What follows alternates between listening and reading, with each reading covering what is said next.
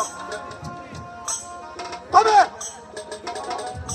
আর যদি কোনোদিন ওই মহিলার সঙ্গে তোকে আমি আসতে দেখি, তাহলে মনে রাখিস চাপিয়ে তোর পিঠে চামড়া তুলে নেব। ভিখারির বাচ্চা এত সাহস! সবাই না ময়না, তুমি আমার প্রতি কোনো অভিমান করো না কাজল। অভিমান নয় ময়না, তুমি ওদের কন্যা আর আমি সামান্য চাকরের ছেলে। তুমি তুমি আমাকে ভুলে যাও ময়না, ভুলে যাও।